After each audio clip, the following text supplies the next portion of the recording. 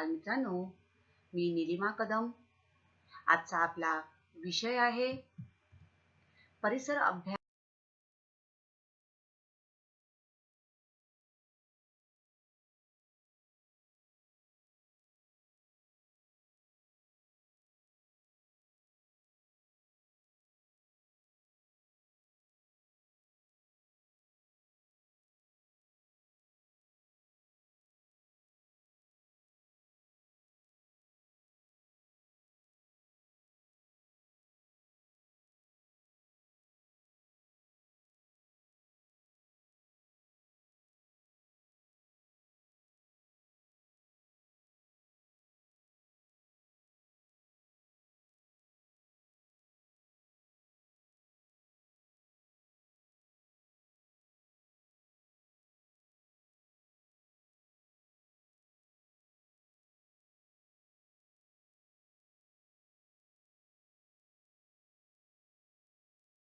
इयत्ता 10वी विज्ञान आणि तंत्रज्ञान भाग 2 प्राण्यांचे वर्गीकरण क्लासिफिकेशन ऑफ ॲनिमल्स। असमपृष्ठरज्जू प्राणी 10 संघांमध्ये विभागले गेलेले आहेत, हे आपण अभ्यासलेले आहे।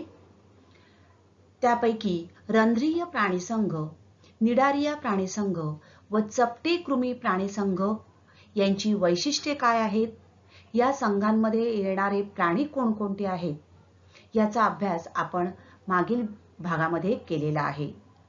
आज आपण पुढचे प्राणीसंघ अभ्यासणार आहोत। गोलकृमी प्राणीसंघ। नावाप्रमाणेच या प्राण्यांचे शरीर बारीक धाग्यासारखे लांबट किंवा दंडगोलाकार असे असते आणि म्हणूनच या प्राणीसंघाला गोलकृमी म्हणजेच या प्राणीसंघातील प्राण्यांना गोलकृमी असे म्हणतात। या प्राण्यांची वैशिष्ट्ये आपण बघू। गोलकृमी या प्राण्यांची पुढचं वैशिष्ट्य आहे, हे प्राणी अंतःपरजीवी म्हणजेच एंडोपॅरासाइट्स असतात, परंतु काही स्वतंत्र राहणारे असून ते पाण्यात किंवा जमिनीवरही आढळतात। या चित्रामध्ये तुम्हाला दिसते मानवाच्या आतड्यामध्ये हे प्राणी मुख्यत्वे करून राहतात। यामध्ये या आतड्यामध्ये इन्फेक्शन होतं। उदाहरणार्थ ॲस्कॅरिस गोलकृमी जो आहे याच्यामुळे ॲस्कॅरियासिस नावाचा आजार होऊ शकतो। तर हुकवर्म जो आहे, या ठिकाणी तुम्हाला दिसतोय बघा, हा जो प्राणी आहे हा हुकवर्म। या हुकवर्म हा सुद्धा मानवी आतड्यामध्ये पोटामध्ये असतो आणि याच्यामुळे पोटदुखी होऊ शकते। त्याचबरोबर पिनवर्म हा जो आहे, हा पिनवर्म हा सुद्धा आतड्यामध्ये असतो, त्याच्यामुळे उलट्या जुलाब होऊ शकतात। तर अशा प्रकारे हे प्राणी आतड्यामध्ये प्रामुख्याने आपल्याला आढळून येतात। पुढचं वैशिष्ट्य आहे, या प्राण्यांचे शरीर हे त्रिस्तरीय असते आणि त्यांच्या शरीरात आभासी देहगुहा असते आणि म्हणूनच यांना सुडोसिलोम असे म्हणतात। या कृमींचे शरीर अखंडित असून त्याभोवती भक्कम उपचर्म असते। एपिडर्मिस सिक्रेट्स क्युटिकल आणि त्याने हे उपचर्म तयार होते। हे प्राणी एकलिंगी असतात। या ठिकाणी तुम्हाला दिसते बघा, ॲडल्ट मेल अँड फिमेल, नर जंत आणि मादी जंत, ह्या दोन आपल्याला वेगवेगळी लिंग या ठिकाणी आढळून येतात। तर अशा प्रकारे हे प्राणी एकलिंगी असतात। या प्राणीसंघात आढळणाऱ्या प्राण्यांची उदाहरणं आहेत ॲस्कॅरिस, ज्याच्यामुळे ॲस्कॅरियासिस हा आजार होऊ शकतो। त्यानंतर डोळ्यातील जंत, त्याला लोआ लोआ असं म्हणतात। तर हत्तीपाय रोगाचा जंत एलिफॅन्टायसिस, फिलॅरियासिस हा जो आहे हा हत्तीपाय या रोगाचा जंतू जो आहे फिलारिया वर्म, याच्यामुळे हत्तीपाय हा रोग होतो. वलई प्राणी संघ या ठिकाणी चित्रात तुम्हाला दिसते बघा. सेगमेंट्स शरीर जे आहे हे सेगमेंट्सनी तयार झालेलं आहे. तर हे प्राणी लांबट दंडाकृती असून त्यांच्यामध्ये खंडीभवन आढळते आणि म्हणूनच त्यांना खंडीभूत कृमी सेगमेंटेड वर्म्स असंही म्हटलं जातं. हे प्राणी त्रिस्तरीय द्विपार्श्व सममित असतात. तसेच त्यांच्या शरीरात सत्य देहगुहा आढळून येते. यांचे प्रचलन होण्यासाठी दृढ रोम म्हणजे सेटे किंवा परापात, पॅरापोडिया किंवा चूषक यासारखे अवयव असतात. गांडुळामध्ये आपल्याला हे बघा, हे या ठिकाणी दिसतंय तुम्हाला, हे सेटे आढळतात. याच्या साहाय्याने यांचं प्रचलन मुवमेंट होते. तर जळूमध्ये आपल्याला चूषक हा अवयव, सकस हा अवयव असतो, त्याच्या साहाय्याने हा पुढे जातोय. तर नेरिस याच्यामध्ये आपल्याला पॅरापोडिया हे अवयव आढळतात. आता पॅरा म्हणजेच बिसाइड आणि पोडिया म्हणजेच फूट. तर पॅरापोडिया म्हणजेच बाजूला असलेल्या त्या पायांच्या सहाय्याने यांचं प्रचलन होतं.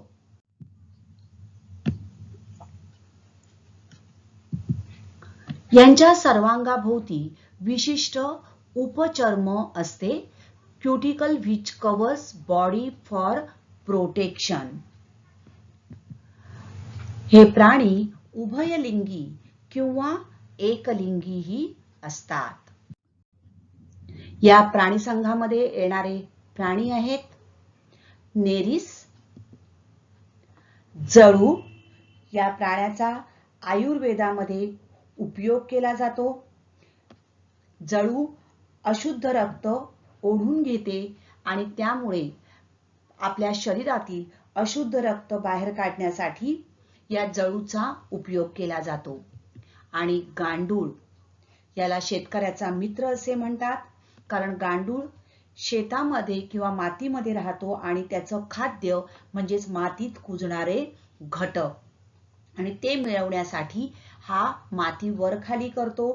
तसंच सेंद्रिय पदार्थांचं विघटन करण्यासाठी सुद्धा गांडूळ मदत करतात आणि त्यामुळे माती भुसभुशीत होते, मातीमध्ये हवा खेळती राहते आणि या सगळ्या कारणांमुळे गांडुळाला शेतकऱ्यांचा मित्र असे म्हटले जाते.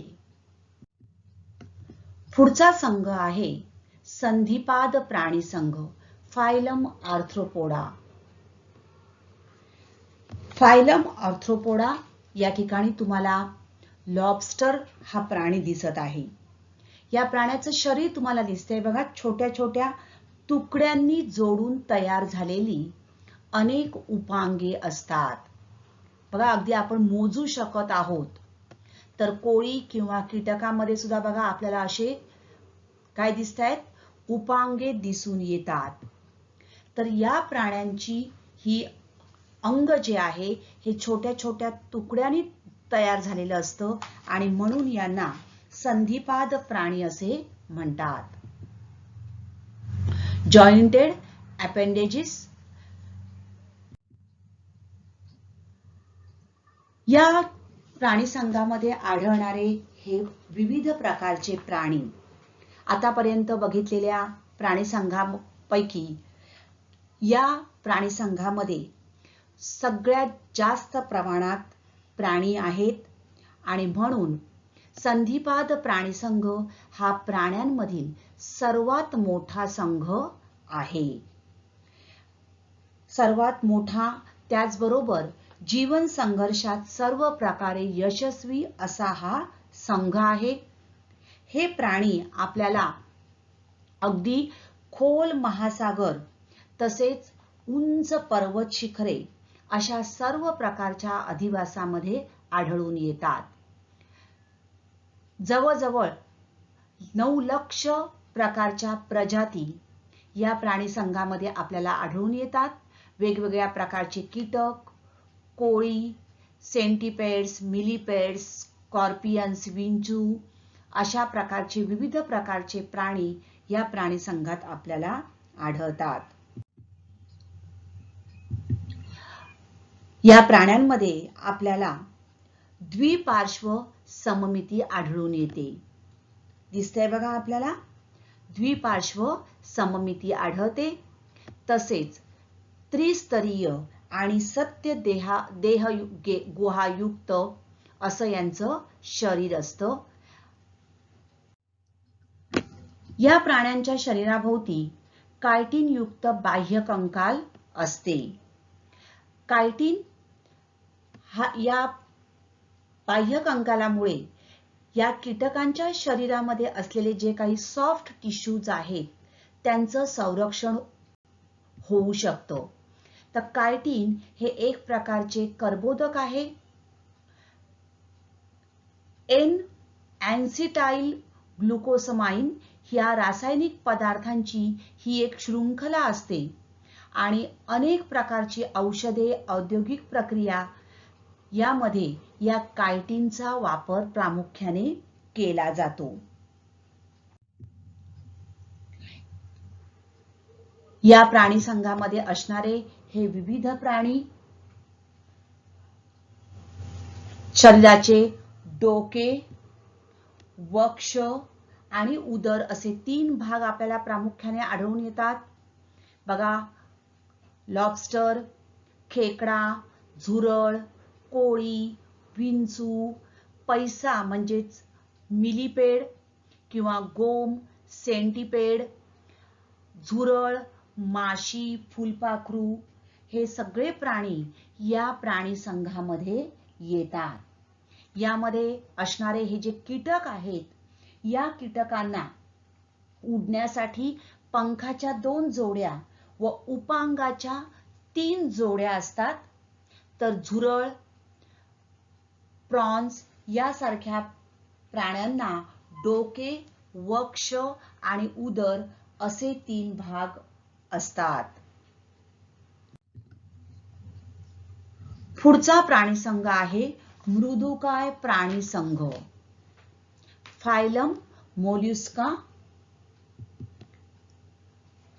मोल means soft body, mollusk means soft body आणि त्यावरूनच या प्राणी संघाला नाव आहे मृदुकाय म्हणजेच मोल्युस्का. तर या प्राण्यांचं शरीर हे मऊ आणि बुळबुळीत असं असतं. त्याच्यावर कवच असतं आणि म्हणूनच यांना मृदुकाय प्राणी असं म्हटलं जातं. शरीर एकदम मऊ बुळबुळीत असं असतं आणि वरती त्यांच्या कवच असतं. उदाहरणार्थ या ठिकाणी तुम्हाला चित्रात दिसतायत बघा, गोगलगाय, शिंपला यासारखे प्राणी याच्यामध्ये आढळून येतात. हे प्राणी जलचर किंवा भूचर असतात. जलचर असणारे प्राणी जे आहेत, उदाहरणार्थ शिंपला यासारखे प्राणी, कालव यासारखे प्राणी समुद्रात आढळून येतात.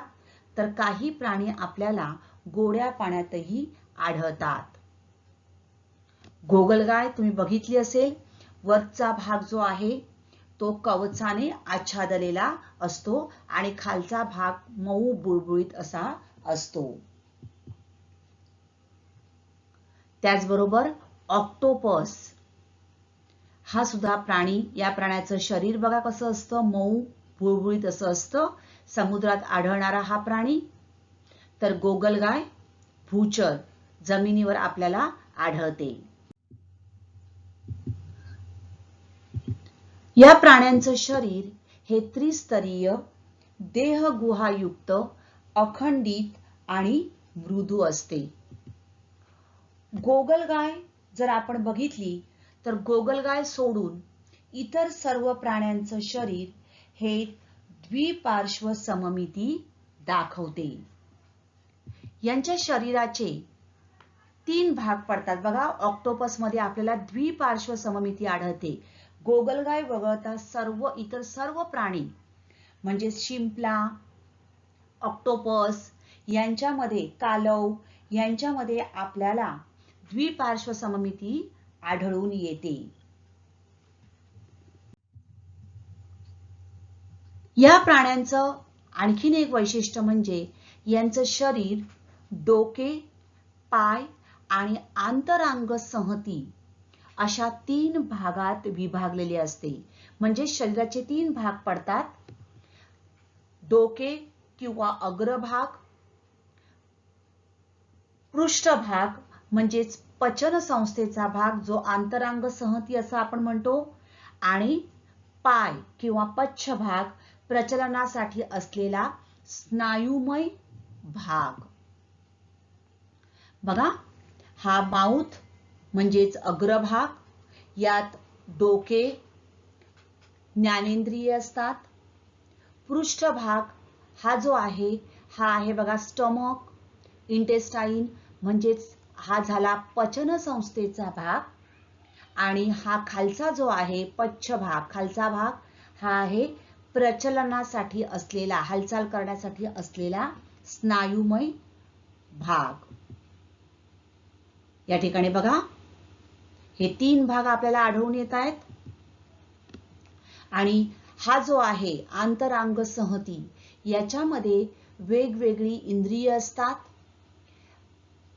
पचन संस्था, सर्क्युलेशन म्हणजेच रक्ताभिसरण संस्था, प्रजनन संस्था, उत्सर्जन संस्था यासारख्या विविध संस्थांचा समावेश या आंतरांग संहती म्हणजेच पृष्ठभागामध्ये होतो.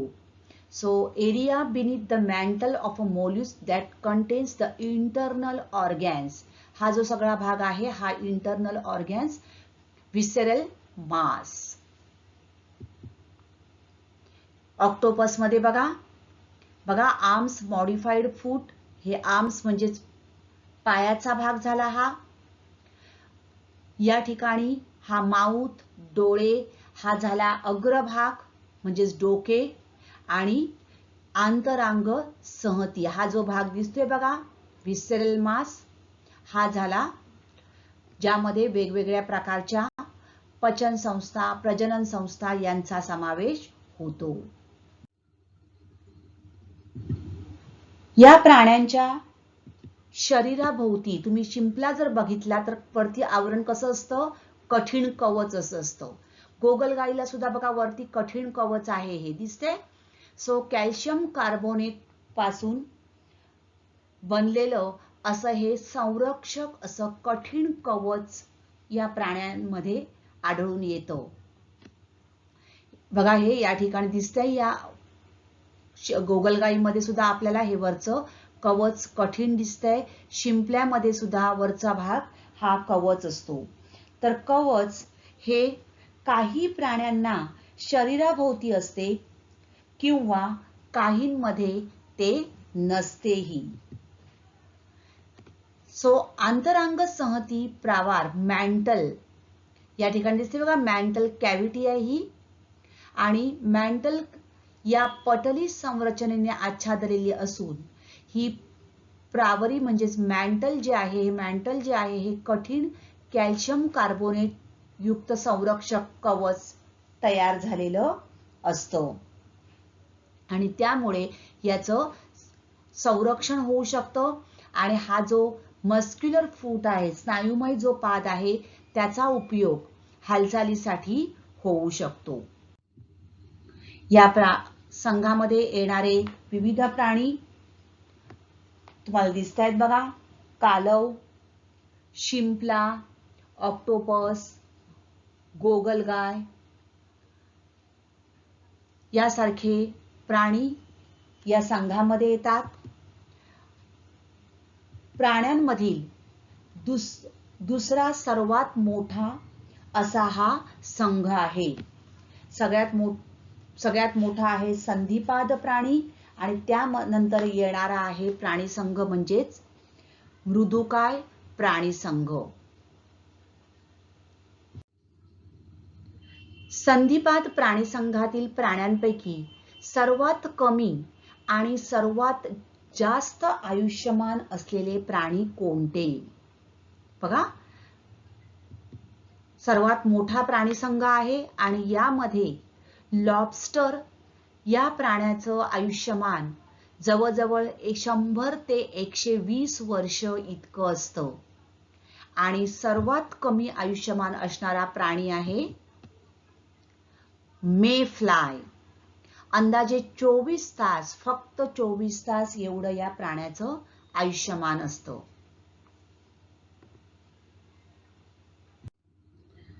वलयी प्राणीसंघ, गोलकृमी प्राणीसंघ, संधिपाद प्राणीसंघ आणि मृदुकाय प्राणीसंघ या प्राणीसंघांची आज आपण वैशिष्ट्य बघितली. या प्राणीसंघाची वैशिष्ट्य आणि त्यावर आधारित काही प्रश्न आपण आता बघणार आहोत. पहिला प्रश्न आहे, प्रत्येक प्राण्याची लक्षणे वर्गीकरणाच्या आधारे लिहा. प्राणी कोणता आहे? गोम, सेंटिपेड. याचं वर्गीकरण आपल्याला लिहायचं आहे. पहिले वर्गीकरण लिहिताना सगळ्यात पहिले सृष्टी, प्राणी, विभाग, असमपृष्ठरज्जू, संघ, संधिपाद प्राणीसंघ. लक्षणे, आता याची लक्षणं आपण बघणार आहोत. पहिलं लक्षण आहे पेशीभित्तिका नसलेले बहुपेशीय प्राणी. दुसरं लक्षण आहे यांची अवयव संस्था, स्तर, शरीर संघटन यामध्ये येतं. अवयव संस्था, स्तर, शरीर संघटन यामध्ये आढळून येतं. द्विपार्श्व सममित शरीर त्यांच्यामध्ये आढळते. त्रिस्तरीय व सत्य देहगुहायुक्त शरीर असते आणि शरीराभोवती कायटिनयुक्त बाह्य कंकाल असते. तर अशा प्रकारे आपल्याला वर्गीकरण आणि त्याची लक्षणं लिहायची आहेत. पुढचा प्राणी आहे हुकवर्म. याचं वर्गीकरण सृष्टी, प्राणी, विभाग, असमपृष्ठरज्जू आणि संघ, गोलकृमी. बघा, हुकवर्म याचा संघ कोणता आहे? गोलकृमी. लक्षणं बघूया आपण. पहिलं, पेशीभित्तिका नसलेले बहुपेशीय प्राणी, अवयव संस्था, स्तर, शरीर संघटन, द्विपार्श्व सममित शरीर, त्रिस्तरीय व आभासी देहगुहायुक्त शरीर आणि शरीर अखंडित असून त्याभोवती उपचय. आकृती काढून नावे द्या व वर्गीकरण लिहा. गोलकृमी किंवा जंत. आकृती तुम्हाला काढायची आहे आणि त्यांना नावं द्यायची आहेत. आता यामध्ये बघा, गोलकृमी किंवा जंत हे जे प्राणी आहेत, या प्राणी संघामध्ये असणारे हे प्राणी एकलिंगी असतात. त्यामुळेच आपल्याला नरजंत आणि मादी जंत हे वेगवेगळे दोन्ही दाखवावे लागणार आहेत. अवयव दाखवूया आपण. मुख, त्यानंतर जनन छिद्र, उत्सर्गी छिद्र आणि शेपूट. बघा, नरजंत आणि मादी जंत. नरजंताचं शेपूट जे आहे हे काय दिसतंय आपल्याला?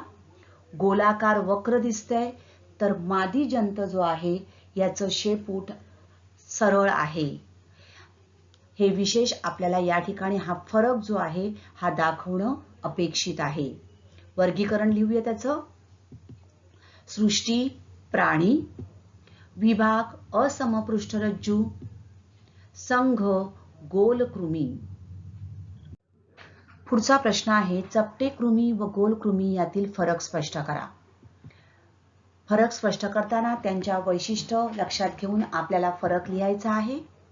चपटे कृमी या प्राण्यांचे शरीर सडपातळ किंवा पानासारखे किंवा पट्टीसारखे चपटे असते, तर गोलकृमी यांचं शरीर लांबट बारीक धाग्यासारखे किंवा दंडगोलाकार असते.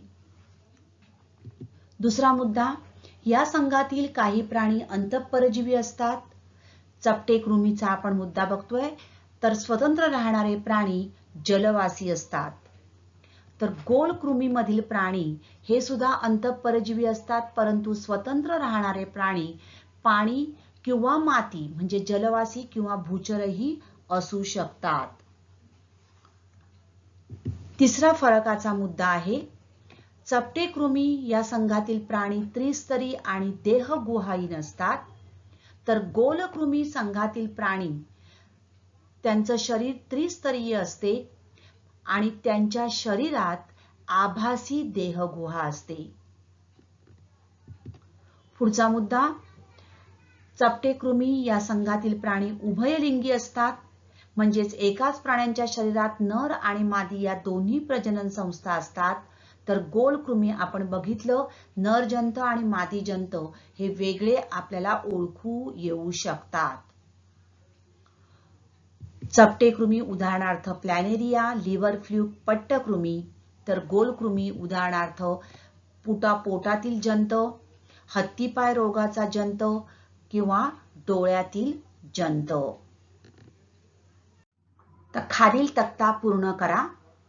आपल्याला काय काय दिलेली माहिती आहे ती लक्षात घ्या. देहगुहा, जननस्तर आणि संघ.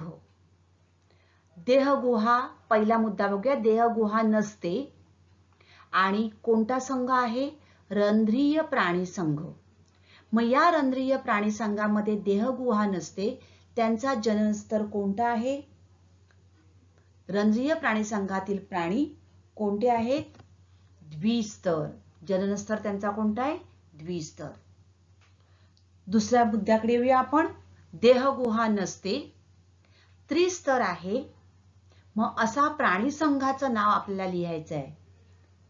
कोणता येणार? त्रिस्तरीय प्राणी आणि देहगुहा नसलेले प्राणी.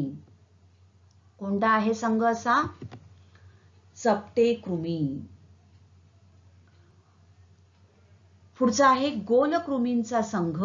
गोलकृमी आणि त्यांच्यामध्ये आभासी देहगुहा आहे.